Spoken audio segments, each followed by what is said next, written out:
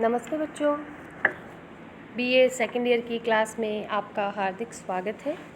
आज हम संघीय व्यवस्था की प्रकृति पर चर्चा करेंगे।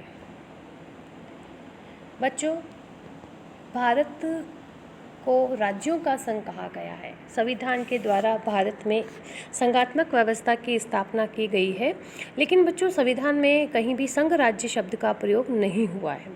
जो संविधान का प्रथम अनुच्छेद है उसमें भारत राज्यों का एक संघ होगा, ऐसा कहा गया है। राज्यों के संघ शब्दावली का जो यूज़ किया गया है, इसका मतलब ये है कि यद्यपि भारत एक संघ राज्य है, लेकिन यह संघ राज्य किसी प्रकार के पारस्परिक समझौते का परिणाम नहीं है और संघ राज्य समझौते का परिणाम न होने के कारण किसी भी राज्य को संघ से अलग होने का अधिकार नहीं है। अब बच्चों हम ये देखते हैं कि भारत ने संघात्मक व्यवस्था को क्यों अपनाया। तो संविधान के द्वारा क्षेत्र के आधार पर शक्तियों के केंद्रीकरण या विभाजन की जो स्थिति अपनाई जाती है, उसके आधार पर दो प्रकार की शासन व्यवस्था होती है, एकात्मक शासन और संघात्मक शासन।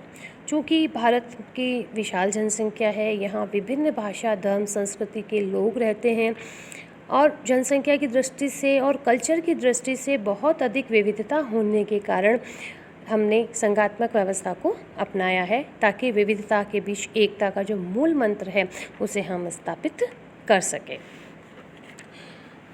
अब हम ये देखते हैं बच्चों, मैंने आपको पूर्व में भी स्पष्ट किया कि भारत राज्यों का एक संघ है ना। और संघात्मक व्यवस्था क्या है ये हम फर्स्ट ईयर में पढ़ चुके हैं। संघात्मक व्यवस्था वह व्यवस्था होती है जिसमें संविधान के द्वारा शक्तियों का स्पष्ट बंटवारा केंद्र और प्रांतों के मध्य कर दिया जाता है। अब मैंने आपको स्पष्ट किया था कि भारत राज्यों का एक संघ है। हमने भले ही संघ राज्य शब्द का प्रयोग नहीं किया हो, लेकिन वास्तव में भारत एक संघ राज्य है और जिसमें संघात्मक व्यवस्था के सभी प्रमुख लक्षण विद्यमान हैं। सबसे पहला देखते हैं बच्चों, शक्तियों का विभाजन। शक्तियों का जो विभाजन है वो किया गया है भारतीय संविधान के द्वारा। संघ सूची में 97 विषय जिस पे संघीय संसद कानून बनाती है, जो अखिल भारतीय महत्व के होते हैं। राज्य सूची के विषयों की संख्या 66 है, जिस पे राज्य की व्यवस्थापिका कानून बनाती है। संवर्ती सूची में 47 विषयों को रखा गया है, जिसमें संघ और राज्य दोनों ही कानून बनाते हैं, लेकिन जब कानून में मतभेद होता है तो केंद्र का कानून ही मान्य होता है।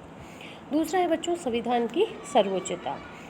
यद्यपि भारतीय संविधान में संयुक्त राज्य अमेरिका की संविधान की तरह यह घोषित नहीं किया गया है कि संविधान सर्वोच्च होगा, लेकिन फिर भी भारतीय संविधान इस देश का सर्वोच्च कानून है।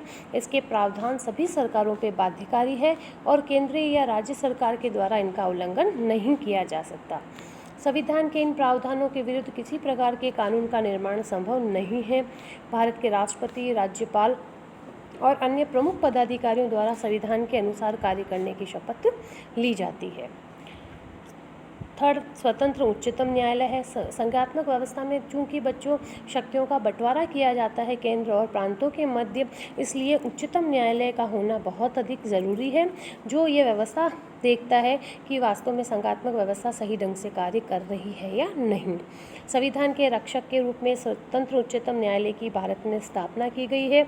इसके साथ ही न्यायिक पुनरावलोकन का अधिकार भी दिया गया है, जिसमें वो संघीय संसद या राज्यों की व्यवस्थापिकाओं द्वारा पारित ऐसे कानून को अवैधानिक घोषित कर सकता है जो संविधानों के प्रावधानों के विरुद्ध हो।